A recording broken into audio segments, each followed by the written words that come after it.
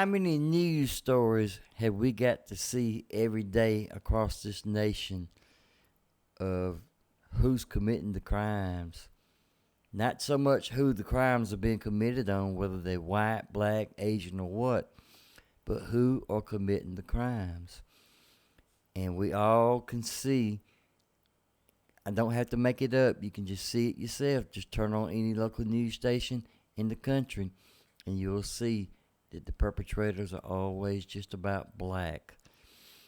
But I got a story here for you. I know you probably done seen it. This is one of many that come out of Memphis. This guy, he should have still been in prison, but because of the overcrowding and because they want to pick on the black man and keep him locked up longer than anybody else, he was let go before his sentence was up. And what did he do? He not only went to shooting people, he was putting it on social media. And I got a little story from him from Baltimore and how upset they are about the youth shooting and killing with guns and all. But none of them are want to say what the real problem is. It's your blacks. Now, is that being prejudiced of me by saying that? No, it's just being truthful. But nobody is wanting to talk about it. Now, there's a guy that's got a YouTube channel called The Black Matrix, and he does a fantastic job of sharing stories about the out-of-control blacks. He calls them inbreds. I think a lot of them are inbred. I don't know what it's going to take for people to start realizing that the blacks are out of control and nobody's saying anything about it or doing anything about it. They say the youth. It's not the youth. It's not the Asian youth. It's not the Arab youth. It's not the dot head or powwow Indian youth. It's sure not the white youth. The only youth that we're seeing all these problems come from are the blacks. Check this story out. News this morning, a man in custody after a night of shootings across Memphis. Residents there on edge, as you may imagine. They were on lockdown for hours. 3 people were killed in what's being called a mobile mass shooting. A 4th victim is linked to the same suspect less than 24 hours earlier. I want to say good morning to Chris Sadeghi, who is following the story from our newsroom. And Chris, a lot of new information overnight. Yes, Mark, and there's going to be a lot to sort through for police in Memphis today as we await the identities of the victims in 8 different crime scenes after a man went on a shooting spree that left 4 people dead and 3 injured. This is our first look at the new mugshot of 19-year-old Ezekiel Kelly. He was finally arrested last night around 9 o'clock after police spent the entire day looking for him. But overnight, we got some more information about the timeline of the events. Police say everything started shortly after midnight Wednesday morning with the first killing. After an arrest warrant was issued in that death, they say Kelly went on his rampage. 7 shootings and a carjacking. He's accused of killing a woman and taking her SUV before leaving that vehicle behind and carjacking a Dodge Challenger, all while recording much of what he was doing on Facebook. As this terror was unfolding in the city, buildings were locked down and the public bus service was suspended. Kelly was eventually arrested after crashing in a high-speed chase with officers. Take a listen to this man who said he came across one of the victims. He was bleeding from this area, pretty bad. And then the police came and they told us that we had to leave. But, at first we thought it was like he was trying to rob him or something. But then we found out that this guy was just shooting randomly.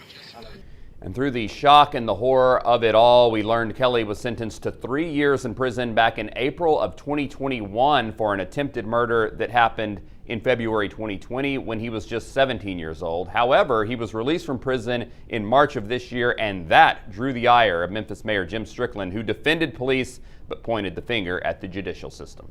Kara, back to you. Yeah, part of the problem is the judicial system because they're not letting them or making them do the time when they get locked up, when they give them this 3-year sentences, which are lenient, 5-year, 10-year, 20-year. They're letting them out early, and they're getting right back out and committing the same crime, if not worse. Just like the other crime that happened in Memphis, the white woman that was jogging. If he would have been in prison like he should have been finishing up his sentence, that woman still be jogging today. She would have woke up this morning and went jogging. But no, because they have such a pity for the blacks. They've been so mistreated. Jim Crow and the civil rights movement, just a bunch of slavery, everything in the world. They want to find a reason why to let the blacks out when they are out of control, but nobody is wanting to talk about. Now, this is that other story I was telling you about. Oh, I hate to see the youth being like they are. It's not the youth. Call it like it is. It's the black youth. It's not the Asians. It's not the Arabs. It's not the whites. It's not the powwow or the dot-head Indian youth. It is the black youth. But nobody wants to say it because, Lord have mercy, I'd be stereotyping if I was to tell the truth that it is the blacks. But that's who it is, people. Check this story out. Police crime tape blocked off a portion of the sidewalk in front of Carver Votech High School. It's also where detectives learned the shooting victim was a student here. A student police say was grazed by a bullet to the head, but it didn't stop him from coming to campus on Thursday morning. I'm sitting in the lobby and I'm hearing screaming, and the first thing I'm thinking is something terrible has happened. And I look and see the young kid that got shot yesterday, he was coming into the school today. A few blocks away from Carver, there are plans for a Friday afternoon Stop the Violence rally at Sandtown Winchester Achievement Academy. The city school police chief is among the organizers who are hoping to impact young people.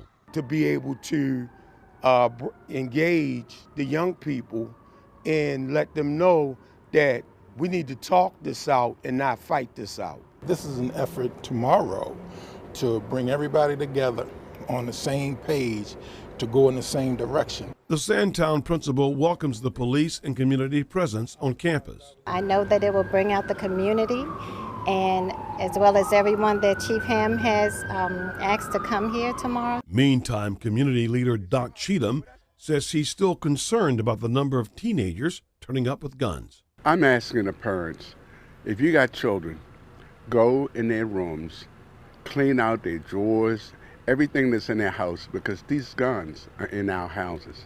These kids aren't storing these guns outside, they're storing the guns in our houses. Again, so far, police have not made an arrest in that shooting near Carver. Live in West Baltimore, Tim Tootin, WBAL TV 11 News. The guns are being stored in the houses. I'm trying to talk to these parents about this problem. Well, look, let me tell you something. The parents aren't raising these children. The street are raising these children. The parents aren't doing anything. They're not there for the kids. The mama's married to the welfare system, and the daddy, whoever the daddy is, they don't even most times know who the daddy is. He ain't nowhere to be found. So you're talking to the wind, buddy. The parents ain't doing nothing. They're not going to do nothing. They haven't been doing anything. Just start calling it like it is. But we'll never hear the truth because we don't want to stereotype. But the blacks are out of control. Now, am I saying all of them are? No, I'm not saying it at all. But a lot of them are out of control. I tell you what, there's enough of them out of control that we see it happening every day in city after city across this country. Well, look here. I hope y'all have a good rest of the day. And be careful because it's right outside your front door. Remarkable. Remarkable.